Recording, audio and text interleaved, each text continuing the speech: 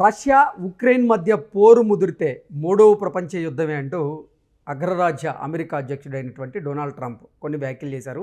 ఆ వ్యాఖ్యలు ఇప్పుడు తీవ్ర చర్చనీయాంశంగా మారాయి. ఈ నేపథ్యంలోనే వీటి మీద మనం పూర్తి స్థాయిలో విశ్లేషణ చేసుకుందాం. ప్రస్తుతం మనతో పట్టున్నారు ప్రముఖ రాజకీయ విశ్లేషకులు, ప్రముఖ సీనియర్ జర్నలిస్ట్ దుర్గావట్లమణి గారు. వారితో మాట్లాడదాం. మేడం నమస్తే. నమస్తే అండి.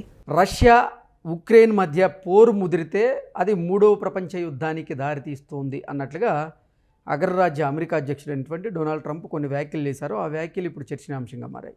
దీని మీద మీ విశ్లేషణ ఏంటి మేడం?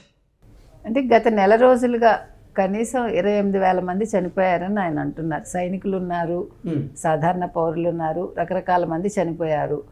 ఈ యుద్ధానికి ఇప్పటికైనా ఒక తెర వెయ్యాలి అనేది ఆయన ఉద్దేశం. అంటే దీన్ని ముగించాలి అని.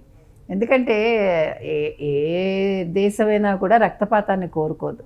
అయితే ఇక్కడ డొనాల్డ్ ట్రంప్ ఏంటంటే ప్రతి దాంట్లో నేనే ఉన్నాను, నా వల్లే ఆగిపోయింది, పాకిస్తాన్ భారత్ యుద్ధం నేనే ఆపాను.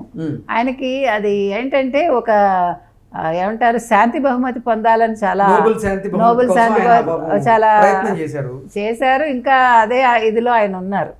ఎలాగైనా దాన్ని తీసుకోవాలి నోబెల్ శాంతి బహుమతిని అనేది ఆయన చిరకాల కోరికగా ఉంది. ఇవ్వరు, కానీ ఆశపడ్డం తప్పలేదు. కానీ దానికోసం ఇంకేదో చేయాలనుకోవటం తప్పది. ఏది ఏమైనా ఇది నేను చాలా కాలంగా కోరుకుంటున్నాను. అంటే తనని తాను శాంతి కామికుడుగా ట్రంప్ ప్రపంచానికి పరిచయం చేసుకోవాలనుకుంటున్నారా? So White House press secretary Karoline Leavitt ఏమంటున్నారంటే, అంటే ఈ చర్చల్లో పురోగతి లేకపోవడం అనేది ట్రంప్ని చాలా అంటే ఆయన చాలా అసహనానికి గురవుతున్నారు దానివల్ల అనేది ఆవిడ చెప్తున్నారు.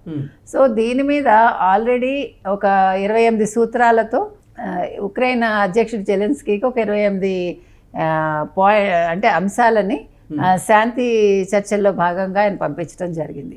వీటి వల్ల మనం యుద్ధాన్ని ఆపచ్చని. అయితే అందులో కొన్ని జెలెన్స్కీకి నచ్చలేదు. ఆయన మళ్ళా 20 పాయింట్లతోటి ఆయన అనుకున్నవి కొత్త ప్రణాళికను ఆయన ట్రంప్కి పంపించారని తెలుస్తోంది అమెరికాకి. అయితే ట్రంప్ ప్రతిపాదించిన దాంట్లో ఒక అంశాన్ని ఆయన విభేదిస్తున్నారు. అదేంటంటే డాన్బాస్ ప్రాంతాన్ని రష్యాకి అప్పగించమని ట్రంప్ ఆయన ఇచ్చిన 28 సూత్రాల్లో ఉంది. దానికి ఇతను ఒప్పుకోలేదు. ఇంకొకటి ఏమంటున్నాడంటే, ఇప్పుడు ఆర్థిక అభివృద్ధి అంశంలోనూ తర్వాత దేశ పునర్నిర్మాణం, ఆర్థిక అభివృద్ధి అంశాలకు సంబంధించి వీటి మీద నేను ట్రంప్తో చర్చలు జరపాలి అని అంటున్నాడు ఆయన. ఎందుకంటే ఇప్పుడు ఒకసారి యుద్ధం జరిగాక ఆ దేశం కోలుకోవటానికి కొన్ని సంవత్సరాలు పడుతుంది. సో ఇప్పుడు ఆర్థికంగా వాళ్ళు ఎలాగ లేస్తారు, మరి దీనికి ట్రంప్ ఎటువంటి ప్రతిపాదనలు ఇచ్చాడు ఆయన అనేది తెలియాలి. ఎందుకంటే ఇప్పుడు మీరు ఆపేయమంటున్నారు కరెక్టే, ఆపేశాక వాళ్ళు ఎలాగ జీవనం సాగిస్తారు, మళ్ళీ పునర్నిర్మాణం ఎలా జరుగుతుంది?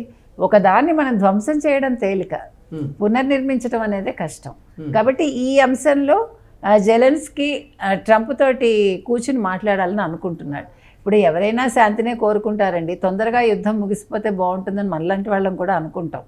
అందులో ఇప్పుడు రష్యాకి ఉక్రెయిన్కి మధ్య జరుగుతున్నటువంటి ఈ యుద్ధాన్ని ఆపేందుకు నేను పలు విధాలుగా ప్రయత్నం చేస్తున్నాను. అందుకే భారత్తో కూడా సంప్రదింపులు జరిపాను. రష్యా దగ్గర నుంచి భారత్ చమురు కొనుగోలు ఏదైతే చేస్తుందో దాన్ని ఆపాలని నేను ప్రయత్నం చేశాను.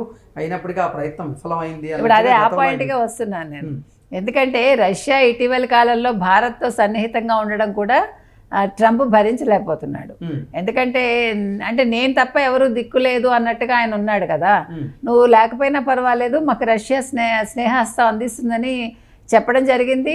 ఇక్కడ మోదీది పై చేయి అయింది చెప్పాలంటే రష్యా విషయంలో. అది కూడా ఇప్పుడు ఇవన్నీ కలిపి ఆయన ఈ ప్రతిపాదనని మళ్ళా తెర మీదకి తీసుకురావడానికి కారణం అది.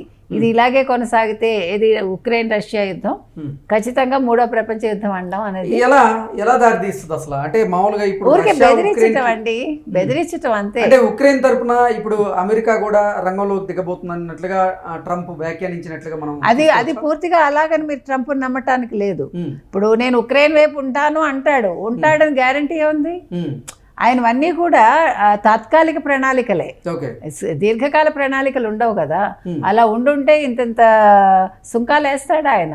ఇప్పుడు క్లారిటీగా లేరు ట్రంప్ అనేది మనకు అర్థమవుతుంది. అంటే రెండు దేశాల మధ్య పోరు, నిజంగా ఆ పోరు గనక ముదిరితే మూడో ప్రపంచ యుద్ధానికి దారి తీసేటువంటి అవకాశం. దానికి మరి ఈయన దానికి ఆజ్యం పోస్తాడేమో మనకు తెలియదు, ఏం చేస్తాడు మనం వెయిట్ చేసి చూడాలి. ఈలోగా అసలు ఉక్రెయిన్ యుద్ధం ఆగిపోతే గొడవ ఉండదు మనకి. అంటే ప్రజలు ప్రశాంతంగా ఉంటారు, హ్యాపీగా. ప్లస్ ఈ సుంకాలు ఇవన్నీ కూడా అప్పుడు తగ్గుముఖం పడతాయేమో, అది కూడా చూడొచ్చు మనం. ఓకే అండి, thank you so much. Thank you.